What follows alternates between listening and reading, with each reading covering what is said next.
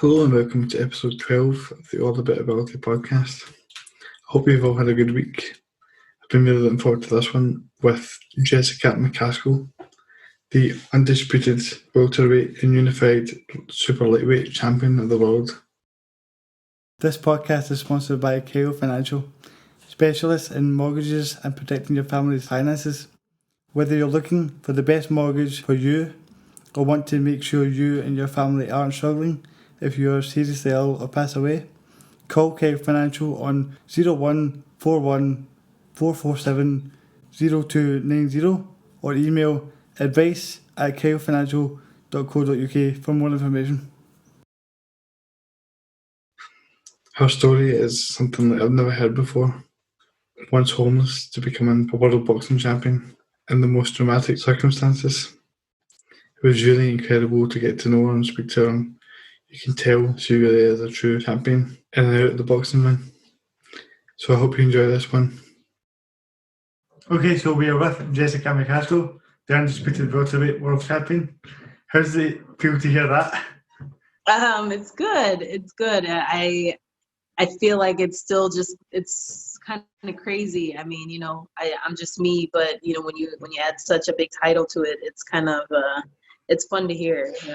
So I enjoy it. Yeah, reading about your story, and it's a really amazing story. The fact that you are the undisputed welterweight world champion, especially with the kind of fight it was, you went in kind of a big underdog and against somebody that was seen as the sort of number one, and to win in those kind of circumstances. What was that sort of training camp like, and did you feel confident going into the fight?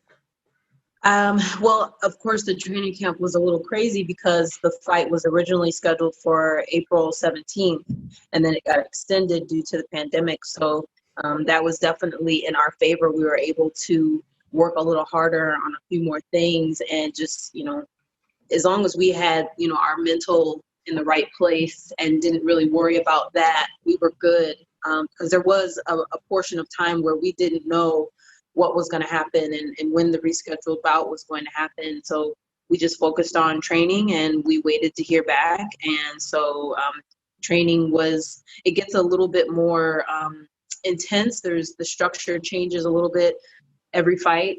Every fight is bigger than the last one. So it was definitely, I would say, amongst the top of, world training that you can get. I don't think a lot of fighters could take the kind of training that we do on a regular basis. So my team made sure I was prepared. You talk about that kind of keeping that mental side straight as you're going through this whole crazy process that's been the world recently and having to deal with all these unexpected issues. What was it like what kind of things did you do to keep your mind in the right place during that process? Just kind of my everyday process. I have a very tight schedule. From day to day, there's certain things that are just back to back to back to back, and that gets me through my day. And so as long as I'm following a schedule, there's usually, no time to think. And so I just do. Yeah. And that's a really good point, because I was reading about how you were saying you really believe in no days off and keeping that constant workload and keeping that kind of busy schedule.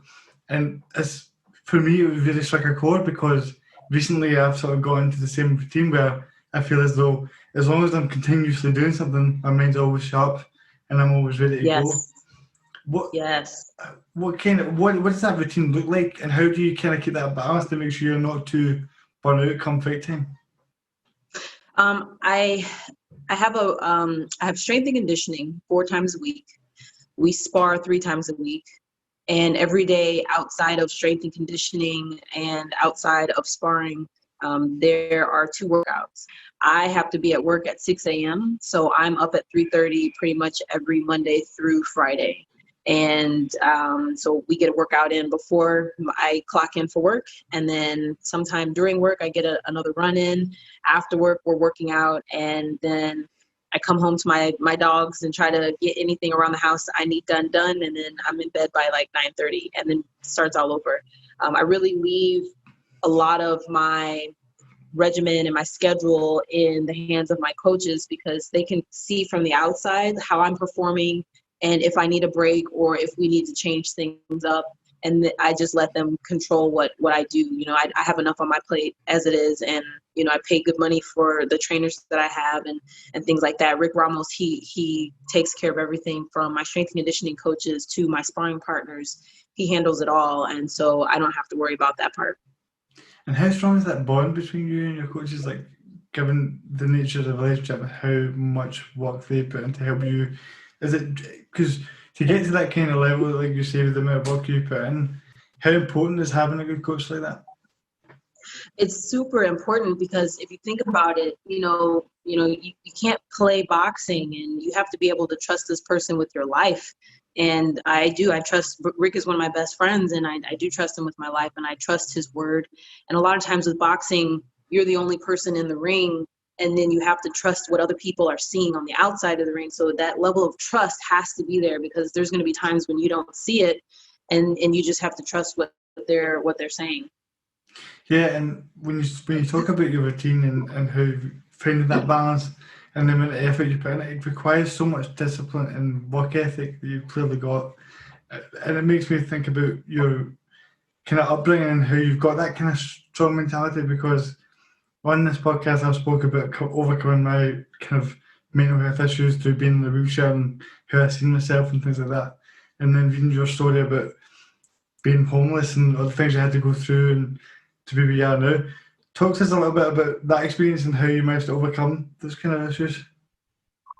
Well, I mean, as a child, I went through a moment in my life where we were homeless, me and my family, and we lived in the back of a church. And, you know, as someone in it was about like the 4th grade, there's not very much I can do. And so, you know, I'm kind of trying to manage temperament, you know, of other people as a kid. The only thing you could really do is make somebody smile or try to make their day better, you know. So you're going through this thing, and you're just trying to survive and get through it, and mentally, you know, trying to keep yourself as positive as possible. And nowadays it's kind of like, you know, I'll get punched in the face, you know, it's a lot less worse than being homeless, you know, it's not that bad. But honestly, you know, yeah, the discipline and knowing that there's worse things out there than running an extra mile, or there's worse things than losing 1 hour of sleep, you know, it could be worse. And people kind of cry and moan about the smallest things. And, you know, I don't have a lot of time to, you know, complete, you know, my goals and the different things and the different levels as a professional boxer. I just turned 36, and I don't really know how much time I have left. So every moment counts, and that's why no days off is so important. I'm trying to use every second, every moment to just make the biggest impact that I can in a positive way. Yeah, and it comes through the way you talk about it and how to overcome that kind of thing. And you can sense it with the way you speak about it, how passionate you are about it, and how strong-minded you are. Because you spoke about, like, I read this quote that I thought was really motivating. You were saying that now that you've overcome that, you feel as though you can overcome everything, like you've just said there. Yeah. How do you think that's like something that's sort of missing in other fighters, and that sort of having that sort of built-in mentality where you go into a fight and you might be struggling and they might be you know, when they're struggling, you know, you know you've got them, whereas when you're struggling, you know you're going to come back. Yeah, I feel like no matter what happens, I can pull myself, you know, on top of the situation. If I know I'm in the lead, or, you know, like with this last fight, you know, coach, like a couple rounds out, he said, "Do you have 6 minutes for me?" And I got so jazzed up, and I'm like, "Yeah, I got 6 minutes for you." Like we train 3 times a day, every single day, and of course I have 6 minutes to give you the best fight that I have, you know. And then if for some reason I ever feel like when I'm training, like I'm tired or something, it's like, I'll be in bed later, I'll sleep later, I'll rest later, but right now I have to give this everything I have. And one of the biggest motivations is I have younger females and younger fighters that look up to me. You know, Summer Lynn, she's 19, she's 2-0 at 147. She's a pro fighter, and I'm her example. We have people, Ariel Davis in from Louisiana this week, and, you know, she's on the Haiti Olympic team, and she came for sparring for us. And so I have to be 100% because she's looking up to me as well. You know, I'm just in this place to be an example. And so I have no choice but to just give it everything that I have. Yeah, I mean, you clearly are doing that and inspiring other females in the next generation almost. What I found it really interesting that you know, to come from that kind of background to be in that position, to then be at the pinnacle of your sport almost. In between that, when you started boxing 2008, you said that your kind of main goal was just for fitness. It wasn't even that wasn't initially the goal, was to become the champion. So when did no? So when did it become the kind of thing where you started to realize, hold on a minute, I might be able to actually compete at a high level in this? I'd say as an amateur, there's only so many, marks to hit. You want to win your first fight. You want to win a tournament. You want to go to a national level. You want to win Golden Gloves, things like that. You may want to compete in the Olympics if you choose that route, or you may want to turn pro. And so, but once you get out of the amateurs and you turn pro, there's like a whole other list of goals to hit. And honestly, when I first started, it was another form of fitness. And then when I started to compete as an amateur, I just wanted to do the best that I could in every situation. So my first match, I wanted to win that, and I wanted to excel in my first tournament. I wanted to win that. So I just had these very small, immediate goals that I was working towards. And then when I turned pro, I was 135, and I looked on BoxRec, and the number one person at 135 was Delphine Pursoon. And I said, you know what, I'm probably going to have to fight her one day. And so at that point, I was just gunning for the tops. And then when I turned pro, that's when I just focused on like, okay, I have to eventually get to the top. I don't think I thought it was going to be this fast. Rick told me my career would go really fast. So I just kind of let him lead and I followed. Yeah, and that's a really interesting point you made at the end about how the coach kind of give you that belief to think, I'm going to follow him and he's led you to the top almost. How much of a role has he played for you, personally as well as professionally? He's played a major role, and it all started with me moving from St. Louis, Missouri to Chicago, Illinois for work. And, I looked for a gym for about 9 months, and, either they were MMA gyms or they were kind of fitness gyms where they didn't actually punch people. And of course I have to punch somebody, if I want to compete. And I already had a few amateur fights, so I was definitely looking to compete. And I found that he had a show and he posted on Instagram. This was in 2013, and he was already just kind of like ruling the social media world. And so that's how I found him. And he was just very honest, blunt, transparent the entire time we worked together. And once, he started pushing my training, he brought in strength and conditioning a long time ago. He brought in, guys for me to spar just because my power and the things that I needed were going to come from faster, stronger sparring mates, which were men. So he brought that in, and then he just kind of, we realized that we were taking out some of the same girls we had fought a long time ago a lot faster.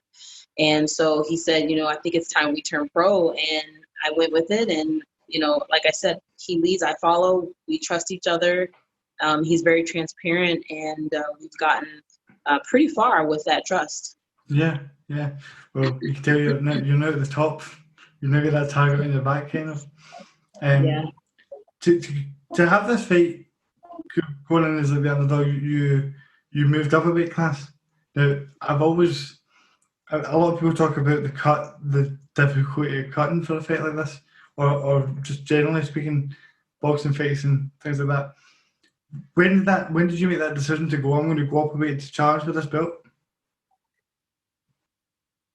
Well, we had Cecilia in our in the back of our minds probably since 2007. Coach probably was thinking about it before that, but that's when I met Cecilia in Vegas after the Katie Taylor fight in 2017.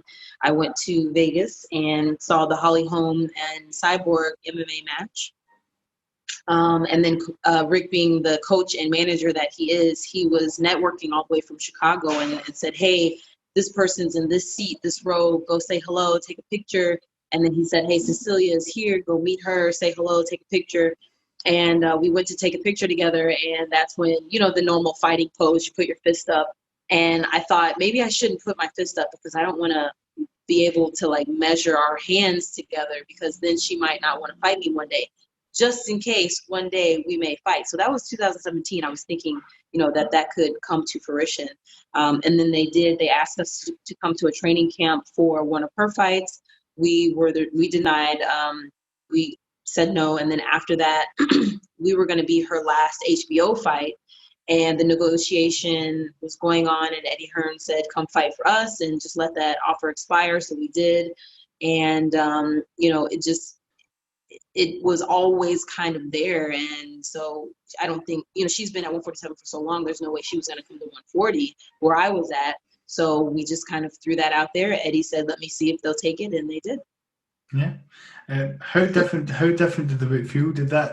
Was that a concern for you going into the weight, or did you feel comfortable going to 147? No, I felt very comfortable. In the amateurs, I fought at 152 and also 141. So I've always been on, that side of the weight class. And the only time I fought at 135 was for the pros. So, 135, 140, 147, all of that's very comfortable for me. Yeah, because I just found it interesting that you're talking about the kind of negotiations there about how the fight all came about, and you went into that fight a 6-1 underdog, which is the fact. Do you know what I mean? It's how much belief did you have in yourself going into it that you knew you could get the result? I think I've been the underdog in every professional fight I've ever had, whether you talk about the very first fight and my opponent had, other fights, whether it be MMA or boxing on a professional level, and I hadn't. So coming in as the underdog there, or never have fought, 6 rounds and the other person has, or fighting for somebody else's world title. And of course I was the underdog in that. So I'm used to being the underdog, and I just go into every fight just having the utmost confidence. I mean, if you're not going into the fight thinking you're going to dominate, then why are you doing it? I mean, I put a lot of time and effort into our training and just the different things that we move around and how we structure it. And I have confidence in my team, so I'm going to have a lot of confidence in myself. There's no way anybody could break down, my confidence in what I know that I can accomplish. It's really an incredible rise, and how quickly you've done it is inspirational, really. And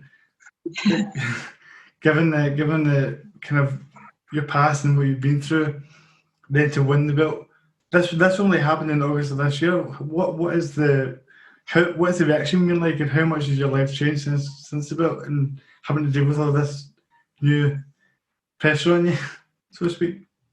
Yeah, I've been very, very, very busy, kind of nonstop. I still work my 6 to 3 job, and so there's a lot of feedback from work. A lot of people that want me to send pictures to their kids and just be motivational for them, and I have no problem with that. We have had multiple meet and greets for the Chicago community. I've had different Zoom meetings with different schools where students can come and ask me questions, and anything where I can give back. Because there were so many people, teachers and people in my neighborhood that helped me when I was younger, and I just want to be able to do that for other people because I remember them and I remember how it felt for somebody to reach out and just kind of like give me that extra push and do things that they didn't have to. And so I want to be that for as many people as I can. So I've been very busy, and people are very kind of starstruck when they see me, and they're really just kind of shy and shocked and excited, and a lot of emotions. So it's very fun to be able to be in the community. You talked about people that have helped you in the past, and I read about the fact that there was a teacher in school, Mrs. McHugh. Yeah. Tell us a little bit about her and how important she was to you.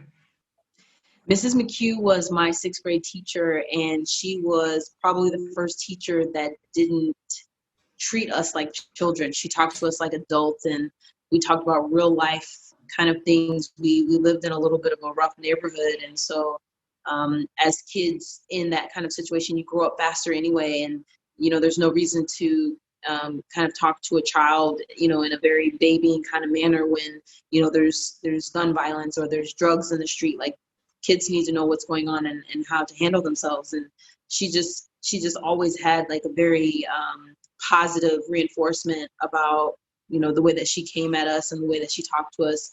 She even like dedicated a lot of her time. She would I did like a free throw contest, and I won for the school, and so then I had to go compete with other schools, and she took me in her car, and she brought me lunch, and she was just always just so motivational, and she just threw confidence at us, and she said that she knew that we could do things, and she just was I will never forget her ever. She affected a lot of different people and was very instrumental in a lot of lives. So I know she's looking down and she's very proud. But that really proves in the heartstrings that hitting that, to be honest. Yeah. She sounds like she had a really big influence on you, and it just shows that passing that on and giving people a positive message, what it can do, and you're obviously trying to take that on now. Yeah. What do you think she would say at this latest achievement? She would say, I knew it. I'm not surprised at all. And she would be glowing with pride. And she, the school just really had a sense of self-pride and having self-respect and striving and always, trying to achieve bigger things. Franklin Star, strive to achieve respect and responsibility. That's what STAR stands for. And so as a Franklin Star, I'm just trying to do what I was brought up to do. No, it's a really great message, and your mindset is so strong. And there's throughout this kind of coronavirus and all these problems that are going on in the world, mental health has been like a really strong topic, and a lot of people are struggling out there with that just now. What would you say to people with mental health struggles, and how the best way to deal with betting your mindset? I think a lot of the issue is people take on too many things or too much, and you should really just worry about today. What can you do today that will, complete your day or help yourself or help someone else, or maybe set yourself up for the next day?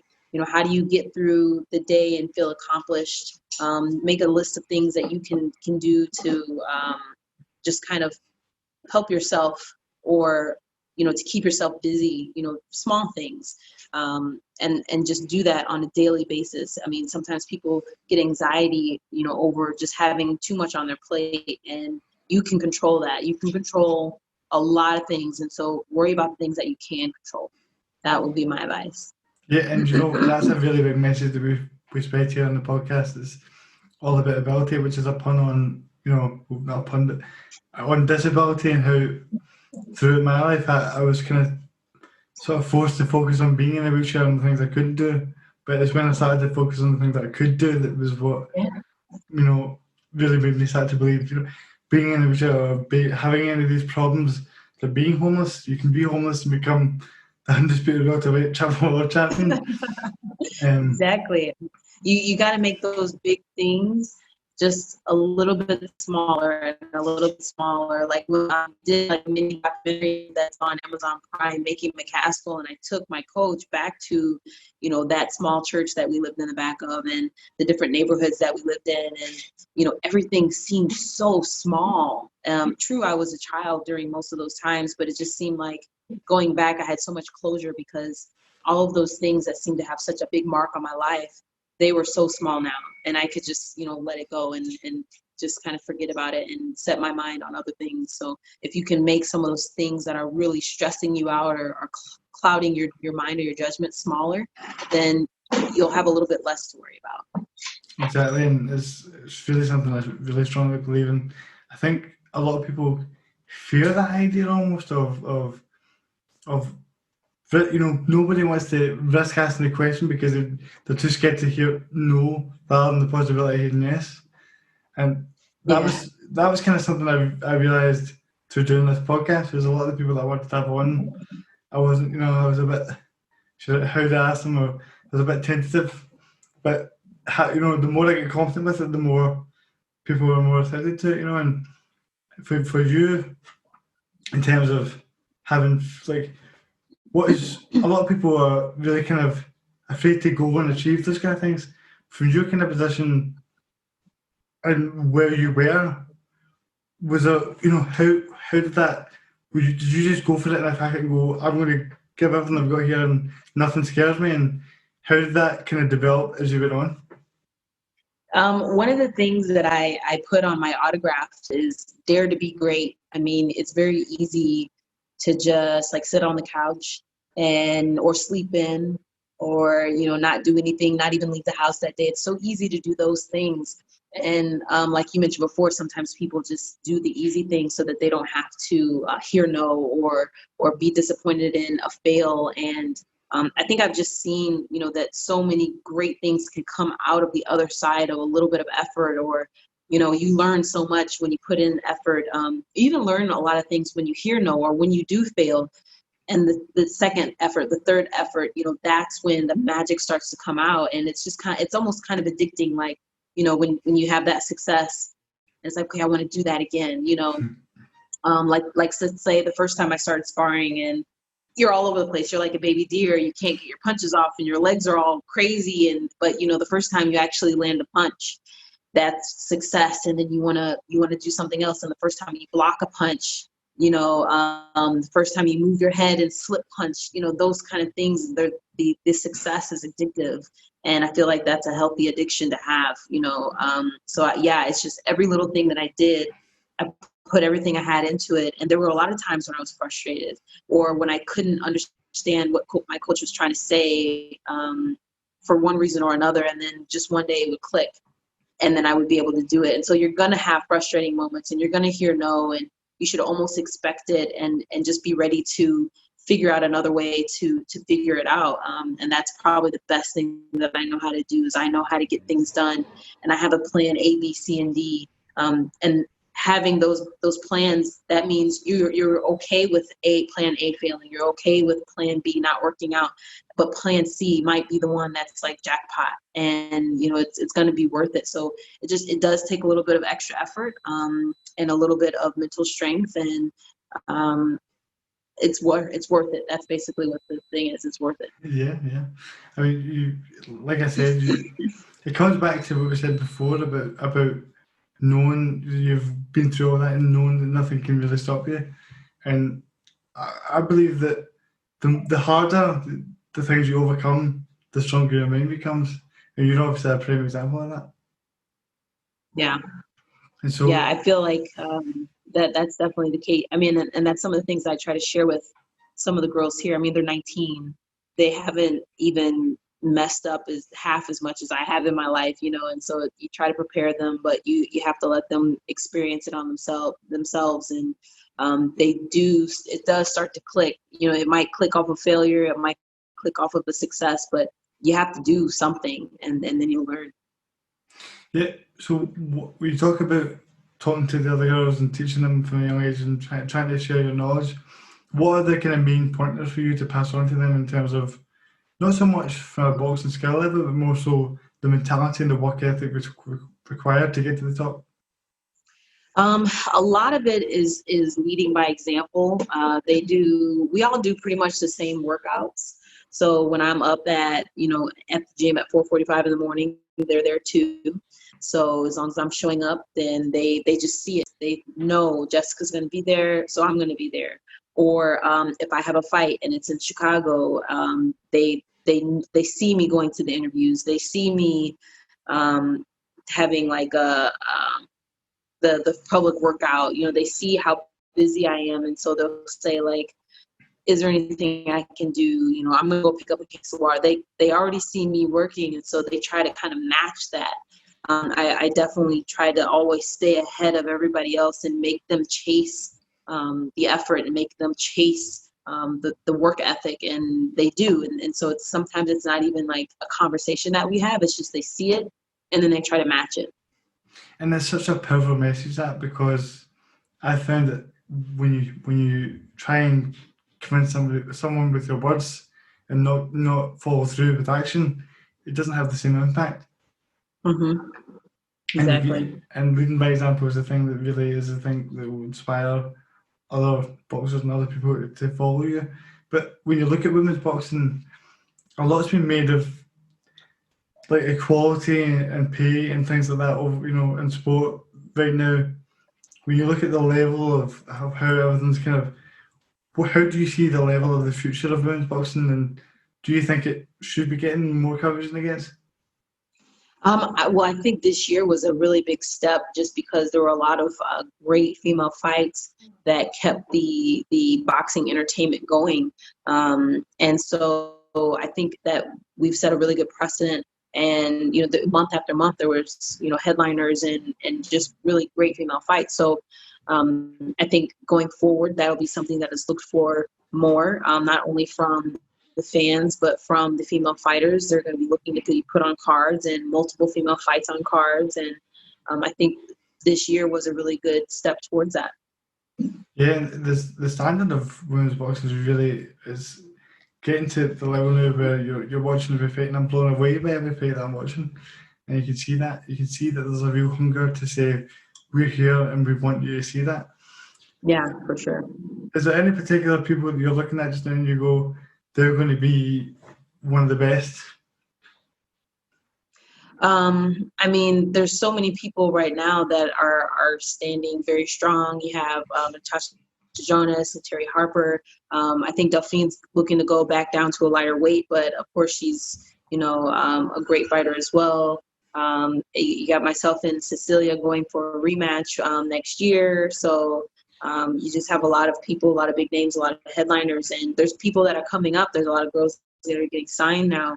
So they're going to be chasing for the top and they're going to scrap for it. And, this new generation, they just have a different mindset, and hopefully that continues, and hopefully they have nutritionists and they have strength and conditioning and take this professional career as seriously as it should be taken.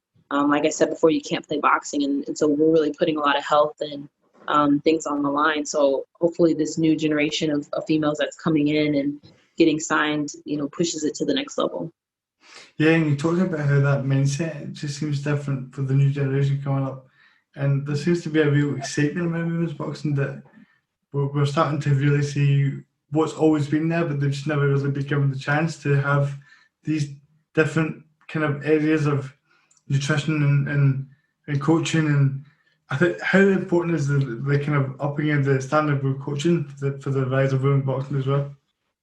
It's extremely important if, and that just kind of spans so many different levels. You're talking about coaching, you're talking about managing, you're talking about your nutrition, your strength and conditioning. All of those things need to be transparent, and all of those things need to be on the highest level. If I had to wear plastic, I would probably lose my mind. My training is to the point where I don't have to do things like cut extreme weight or wear plastic before a fight or dehydrate myself. That there's no point in doing that, and there's no reason to have to do that. There's so much technology that we have, so many things to help you to lose weight in a very healthy and paced kind of manner, to where you shouldn't be harming your body. And that's just those type of things will lower the product of women's boxing. So like I said, nutritionists and strength conditioning coaches, making sure your body is 100% ready for the fight, making sure that your coaches are watching what you're doing and making sure that they're not putting too much on your plate, your management, making sure that, you understand everything that's going on. All of those things are very important, and that's the things that need to happen in this new generation. Like, everybody should be expecting the highest level of everybody's job. Yeah, and not having to cut weight like that, and having a bit more, like having the people around you where you can have the right nutrition and have the right routine. It then allows for women boxers to maximise performance, and that then creates this new level that you're seeing of the new skill level, and all the fights are just at a different kind of level of competition, which makes your achievements obviously that much more impressive. But you spoke about the rematch. Now, it was a really close fight when you won the belt, and it was great to watch. What's your mind like going into the rematch? Do you feel differently going in as a champion, and is there any sort of different preparation you went to for it? Not really any kind of different preparation. Maybe just a few things that will change in what we're working on. But same, no days off, strict schedule, strength and conditioning, sparring, our regular workouts, just kind of keeping it very consistent. Consistency is key. And just going into it, just making sure that people understand that it wasn't a fluke and that was what we were trained to do. And I get a lot of slack because people, want me to, I guess, act in a different way. And it's like, I've earned everything. I've had to take and scrap for everything that I've gotten. Nothing was ever handed to me. And, so it was never made easy for me. And so I'm going to, do the same thing and just try to dominate as much as possible. Probably, throw 300 punches more than Cecilia this time instead of 230. I mean, I just want to make it clear that, I'm the undisputed champion for a reason. Well, that is a statement of intent, and as you say, it's all about, you don't have to fix it if it's not broke, Yeah, exactly. Yeah, I don't plan on making anything extreme changes for this. Exactly. And going into that, then you're obviously wanting to cement the fact that you are the best, and you mentioned consistency towards that. Obviously, for professional boxers and athletes, consistency is sort of expected and demanded, but you've obviously taken that to the next level. A lot of people, when it comes to just keeping healthy and fit and during like coronavirus, which is a health crisis really, in the larger scale of things, a lot of people day-to-day life struggle with the consistency of keeping going to the gym, keeping fit, keeping healthy, and keeping in a positive mindset. What kind of things help you keep that consistency and that drive every day? I think it's just that I have a lot of people that are kind of banking on me, and I try to keep a lot of just my day in and day out very simple.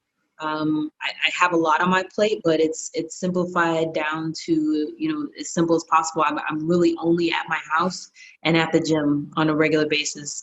Sometimes I have a few errands to run, but I'm either in one place or the other, and I'm working either at my job or I'm working in the gym. So I just kind of keep it very simple, keep my focus, just really dialed into what I'm doing. Because like I said, I don't know how much time I have left to do this. So I'm really putting everything in one pot right now. Yeah, it is.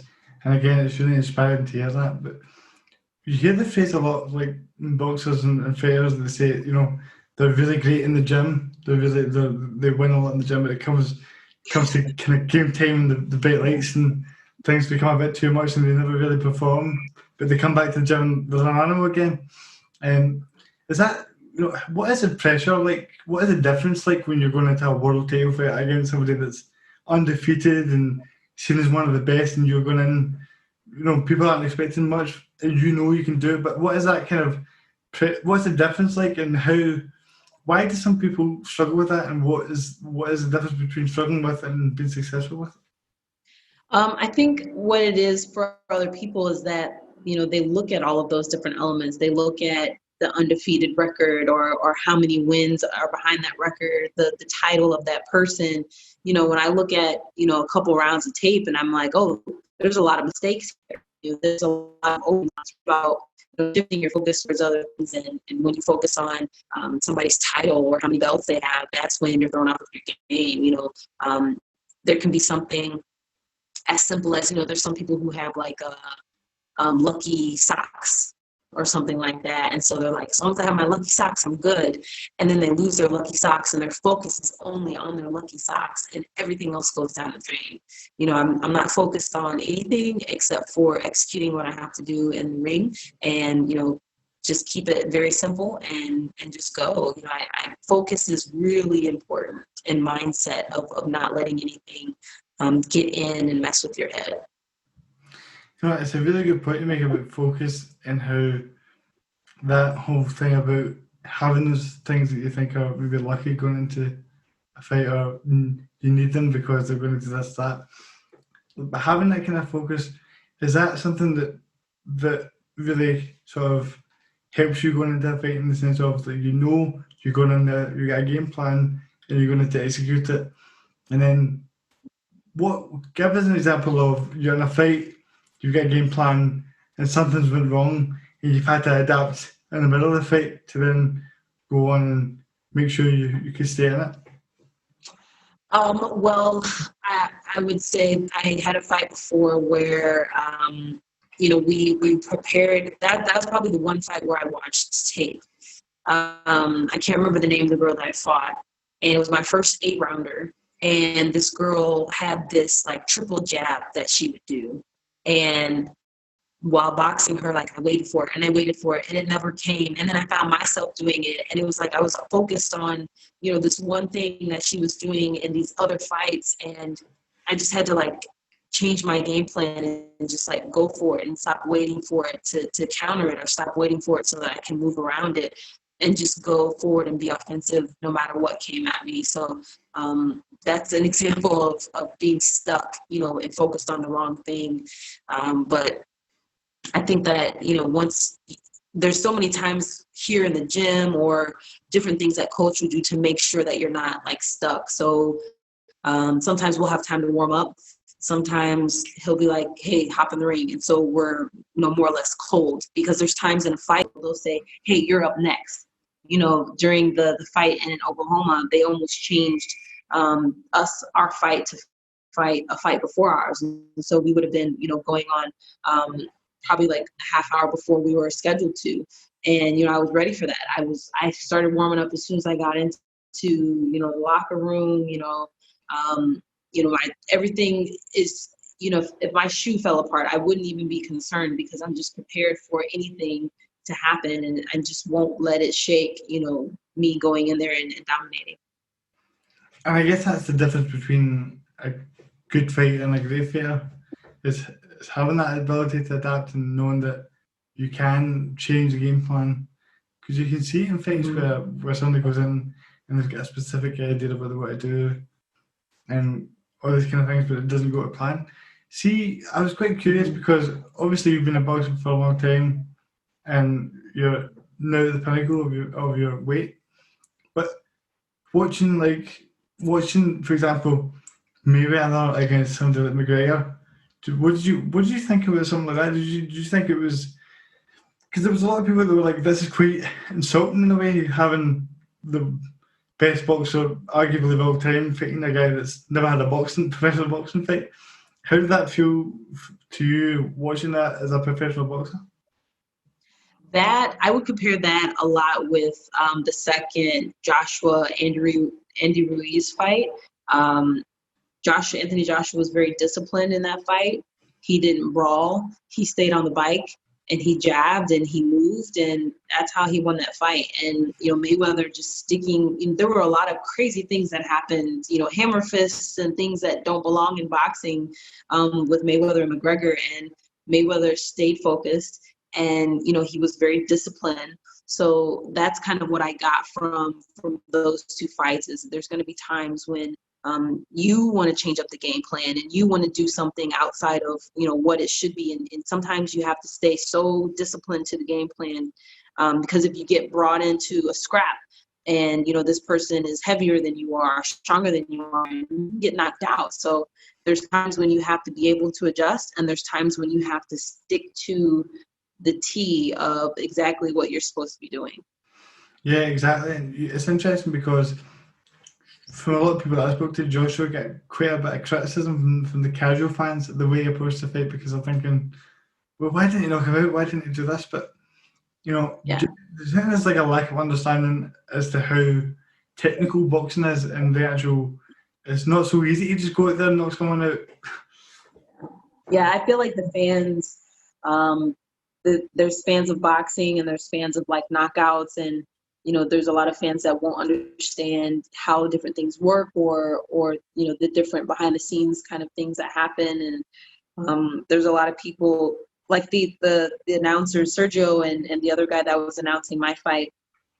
When I talked to them about some of the things that I had done before, or like having my head movement, and even while getting my head pushed down, being able to throw over and being able to land those punches, or if I'm bending down, I can still see how the boxer's feet are moving, so I know what punches they're throwing, and I'm still able to avoid that. That's something that fans who have never boxed before might not understand, but from a technical standpoint, it's very crafty and a good kind of, thing to be able to work with. Yeah, and we spoke about maybe like kind of briefly there, and Joshua and these kind of guys. Who was your sort of inspiration as looking at boxers who've achieved a lot, and somebody that maybe perhaps you looked up to in the boxing world? My coach always says that I fight like I started out fighting like Fernando Vargas. So I've probably seen all of Fernando Vargas's fights. I watch a lot of Cotto, Canelo.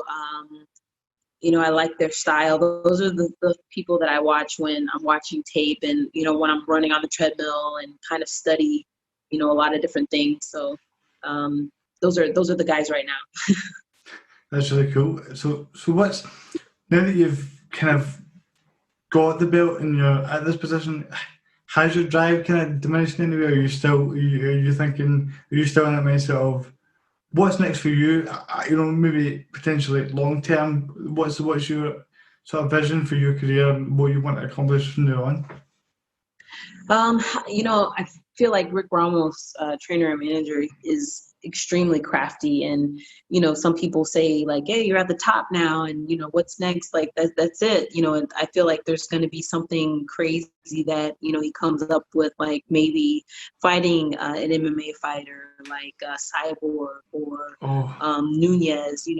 Bringing somebody over for a crossover boxing match. That could be really awesome for the sport and just really keep the fans, gain MMA, UFC fans. And I think that's going to be good if we can make that happen. But, I'm just really staying ready for anything. And like I said, I don't know how much time I have left. So I'm just trying to make history and do things that people haven't done before. Like, let's have a fight on a yacht. Let's have a fight on the top of a building or, Disneyland. I don't know. Yeah. Anything. I mean, I just want to expand the sport as much as I can while I have, my footprint here. And that's such we're quite similar in that way, because I've got cerebral palsy and I'm a wheelchair user, but my sport is wheelchair football. And I feel as though it doesn't get much kind of coverage, and I'm sort of doing this podcast to have a platform to where we can have all these different types of athletes, disabled and mainstream and all sorts of sports, to show that, yeah, some of us have different abilities, but we all have good mindsets, we all have the right approach, and we deserve to be recognised more. So what you're doing is really going to empower the future of women's boxing, and it's something I can really strongly relate to. But also, as a fan, can I just say I would love to see you against Cyborg or Amanda Nunes. That would be amazing to watch. So right, that would be awesome. See, we got to keep putting it in the universe, and it'll happen. All right. I thought I was stressed out because I'm thinking that would be amazing to watch. I'd love to see that. So yeah, I'm here for it. Yeah. So now, just as we finish off here, what is the kind of your overall message to anyone going through their struggles right now, and maybe at a low point in their life that they're having to overcome to get on the path that you're at, that you were and you've achieved now? So what would be your overall message to them? Like I said before, dare to be great, getting up and making that super strong effort to change your life or to change your day or to have a positive effect on someone else, like, positivity to yourself, like what you put out in the universe comes back to you. And, and if you fail trying to do something really amazing, that just means that, you'll learn how to do it better the next time, so I tell everybody, dare to be great. And the risk reward ratio is so strong, like the success that will come from it once you get there is going to be so worth it. It's amazing, Jessica. It's amazing to hear. And I honestly get goosebumps listening to you talk about it. So where can everyone find you on social media? First name, last name, Jessica McCaskill on Facebook, on Instagram, and I believe it's JD Mac on Twitter, but if you search my name, it's there. I'm also on LinkedIn, a couple other random places too. Well, it's been an absolute pleasure, and we look forward to seeing the rematch and everything you've got coming up. Awesome. Thank you so much for having me. A reminder, this podcast is sponsored by Kyle Financial, who are currently offering free wills for everyone, even if you're not a client. Don't be in the 60% of adults that are will. Call Kyle Financial on 0141 447 0290 or email advice@kylefinancial.co.uk for more information. Hope you all enjoyed that one. We will be back next Sunday, 12 p.m. UK time. We could potentially be going live on a Saturday night from our new studio via YouTube, so keep an eye out for that. It just depends on whether or not we will have everything set up by then. But if we do, we'll be going live on Saturday night, and if we don't, I'll have another great guest lined up for you on Sunday. So it could be either one of them. Just stay tuned and find out through our social media channels throughout the week. We're on Instagram, Twitter and Facebook. So I'll be announcing it during the week. Either way, you're in for a really good guest. And I really appreciate you all listening. Hope you enjoyed it. Have a good week. I'll see you again next weekend.